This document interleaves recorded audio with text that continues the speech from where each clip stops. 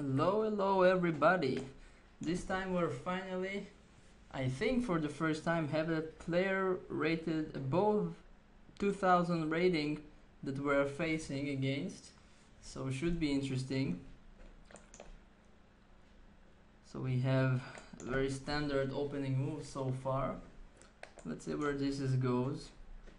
Probably will play the pawn to c4. That's what probably most people do, but no, he played pawn to e3. Now this is slightly odd move. He's perhaps preparing d4. But if I want very much, I can even consider e5, so to prevent his move of d4. But actually I can even just allow the move d4 and just to play this position, because the move e3 in the long run will block his bishop. So I'm not really sure what he's doing here. Okay, let's just play simple. Let's just play knight f6 and allow him to play d4, and then I will place my pawn on d5. Let's see what he wants to do now, because if he takes my pawn, I can always play knight e4. Okay, so he played his pawn to c3, but now he's playing kind of in hybrid, I believe, of a lot of openings. With his bishop caged here, I think his position cannot be too good. Let's play queen b6 just to defend the pawn, develop my queen. He also played queen b3, but this is no threat, so I think I will just castle. Now in the long run he will have a lot of problems with his bishop caged here. So instead of him I would be really concerned. For example, on the next move, if let's say I just develop my bishop to a good square on f5, controlling this nice diagonal, where is he going to put this bishop? My pieces have quite a lot of room, space to maneuver. For him, not so much the same. So let's see what he wants. If he takes my queen, I always can just take back, and I'm quite happy about this because it opens up my rook into the game. The double pawns doesn't really count so much because it's very difficult for him to attack them. Okay, took my pawn. Okay, this is slightly tricky because if I take the pawn, he can capture my pawn, but I really don't believe that the queen can survive this, so I will take his pawn. And let's see if he's actually brave enough to take this pawn. I'm not even sure if it would be brave or just foolish, because the queen would be in a very shaky position in the very heart of my position. But maybe it's possible. It's kind of up to him. I'm not too afraid of this. He played knight to d4. Now this is a sensible move, centralizing his knight and opening up his bishop. Also attacking my nice bishop on f5.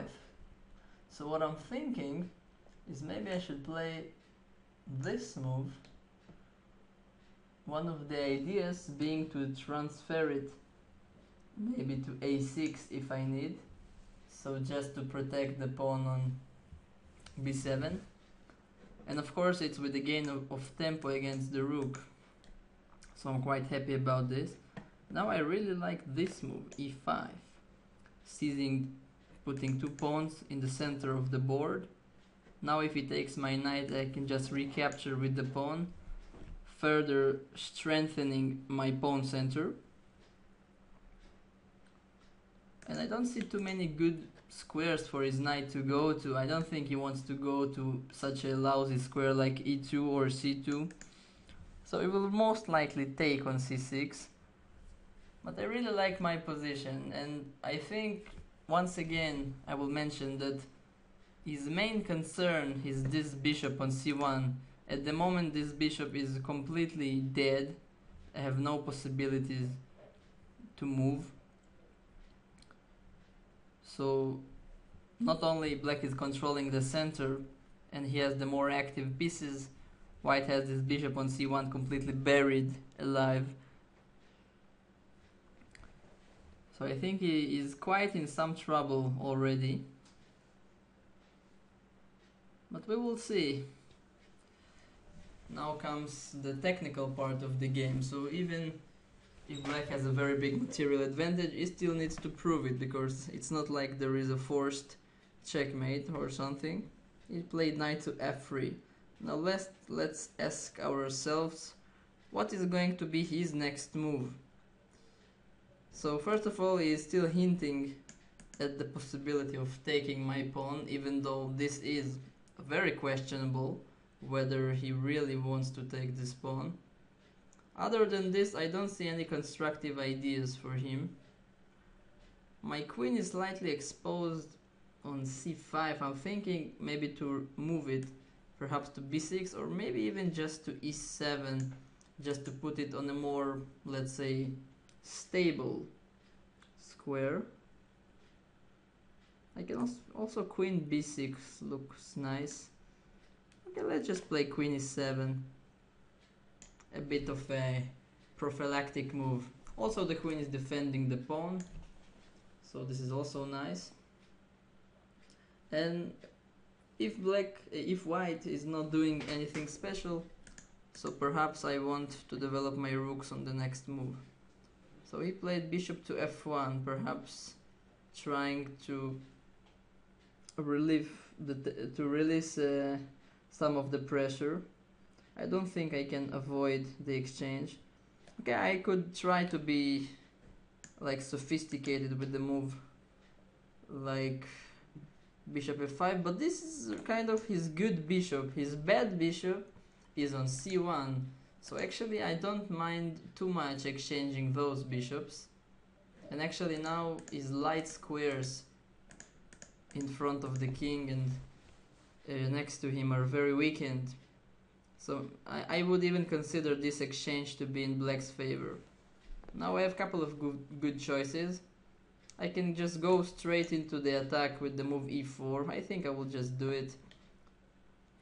Now my idea is to put my knight on e5, and then I have some juicy, very juicy squares to aim to with this knight. Probably d3 is the nicest square that I can think of. And now already some attacking ideas comes to my mind thanks to this weakening of the king. The absence of the bishop on g2 is very well felt in this position, in my opinion, because this is usually the bishop which controls all of the important squares near the king. Here, when it's not there, I would be very happy, let's say, to maneuver my queen via d7 to h3 and to try to checkmate him. Now I played c4. I think it's a good decision because sooner or later white has to try to create some counterplay. But now I have some nice move. I want to develop my rook finally. So let's put it on d8 with the idea to protect my pawn. And now if he takes it... Oh, I missed a tactical detail. Shoot, yes. I actually forgot that if the rook takes on d5, he can play this small tactic, knight takes e4. And if my knight takes his knight, I'm losing the protection of my rook. Let's see if I can do something better. The good thing is that I'm not in a rush to take the pawn, because I can also take it on the next move if I wish. I can also just go along with my plan of queen to d7. Maybe this is the simplest actually. But actually now I'm thinking about another move. Because other than knight takes e4, I really failed to see what is going to be white's next move, because the only square which this knight can move to is c4, so I'm thinking why not just to develop another rook into the game, just putting it on a very active square on c8. Now all of my pieces are developed, and now we cannot play knight to c4, which is the only square which he could go to, because I will just take it. So I'm thinking that now white is kind of choking with his own pieces. I don't see a very constructive plan for him to develop.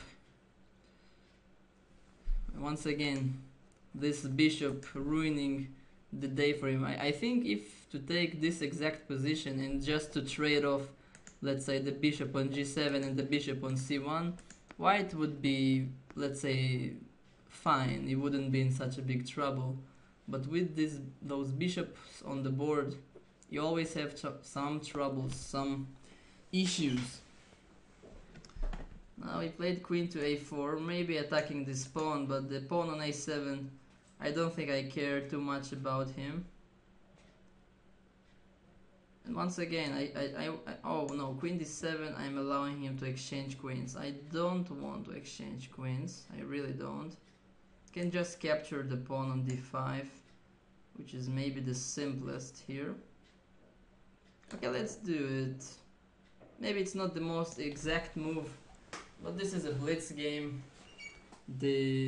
Let's say it's not extremely important to be very accurate.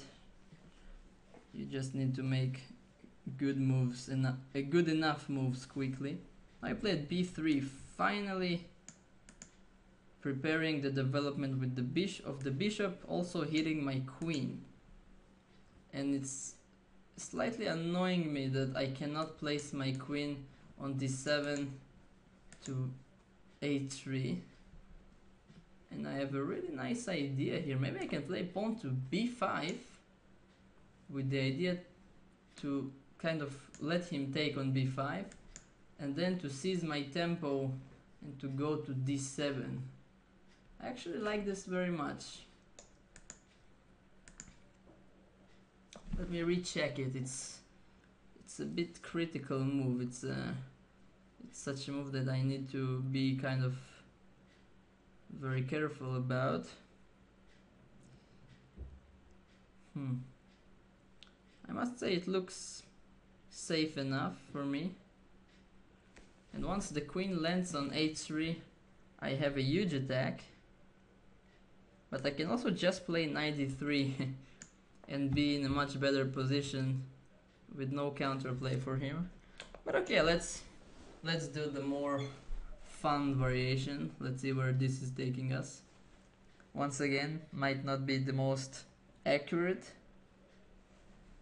but now I have such a big concentration of pieces on his king side. This knight on f3, which is able to jump at any moment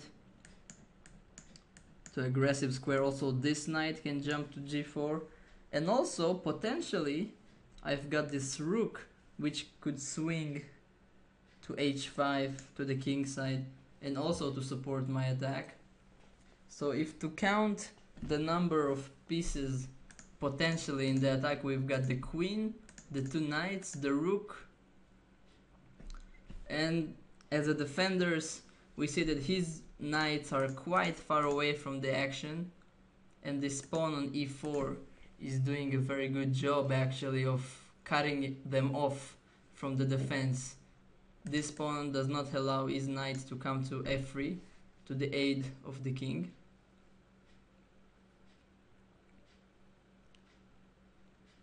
So I'm thinking my attack would be very significant. Bishop a3. So he just wants to develop finally. This is understandable, but I don't see how this disturbs me for my general plan. Now I can play the move queen to d7 once I cut off his queen from d7. His queen is still under attack, and on the next move I'm already threatening to jump with the queen to h3 and to cause some serious troubles for him. I wonder if he has any good answer to this.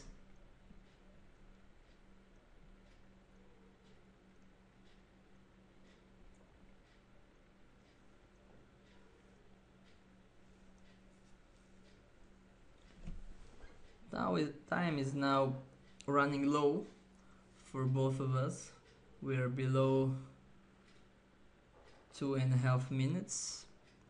But I feel like for black it's easier to play now. I just want to bring my pieces into the attack, and after I am prepared enough to do the final blow.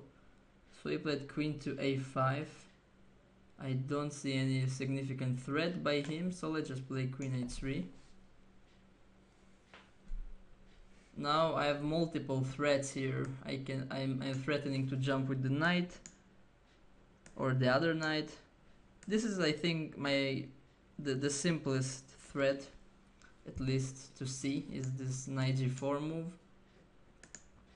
I'm also threatening in some variations to take his knight, eliminating one defender, and then jumping to f3 with the other knight.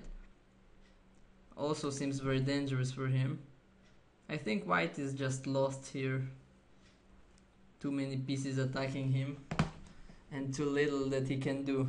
If you think about it, if we cut the board in half, almost all of his pieces are concentrated on the wrong side of the board.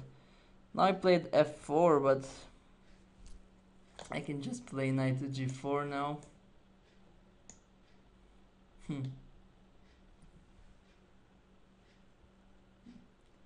Yeah, the funny thing that I can also play knight fg4. I think this is even more precise, because in some variations I want to preserve the possibility of moving my knight to some better squares. Okay, played rook f2, but so many good options here.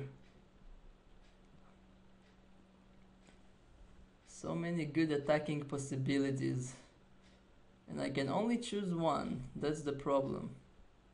Let's just take the rook, and now let's go for the king hunt.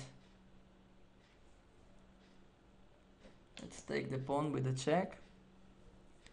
Yeah, black has now the exchange and a pawn up, and also a deadly attack on his king. Let's do it. Let's try to find the most let's say the most beautiful way that I could find.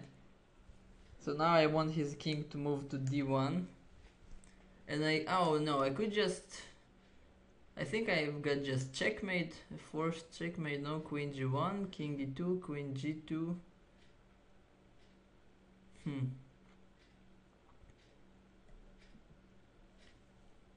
It's ridiculous that I don't see a forced mate here. Of course I can just take his rook. Okay, I've got some nice idea. Let's just take the knight. Perhaps not the most forcing win by any means, but my idea that when he takes my bishop, I can advance the pawn and actually threaten checkmate with the pawn on e2. If you can imagine my pawn getting to e2, it would be an instant checkmate.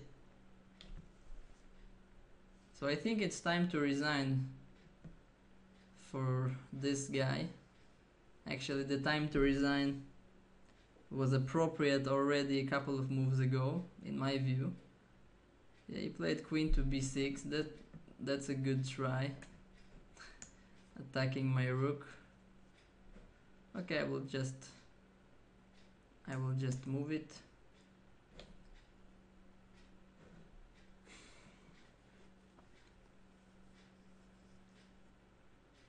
Yeah, his position will collapse very soon. King c2. Let me take the pawn. threatening this.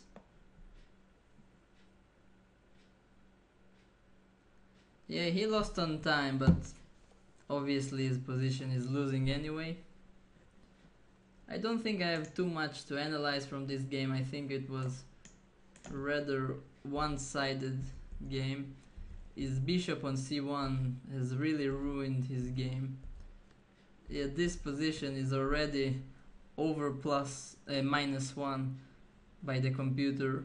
So white's position is so bad that the computer considers it's like black has a pawn up. Yeah, and maybe I didn't play the most. Okay, rook a to c8 was an accurate move. I'm happy to see this. Yeah, and actually b5 was also the strongest move by the computer. Nice. Yep, and I think it looks like I found the most accurate moves till the end of the game. Okay, maybe not till the end. Even the move bishop takes d4 is the most accurate move by the computer. I actually found this amusing because I thought that this move is just pretty, the idea to play e3, but yeah, it says that maybe it's even the strongest. So yeah, very nice, happy to see this. Overall, I would say not too difficult game, but quite an amusing one and entertaining, let's say. Hope you enjoyed it. Don't forget to subscribe and to like if you like the video. See you next time. Bye bye.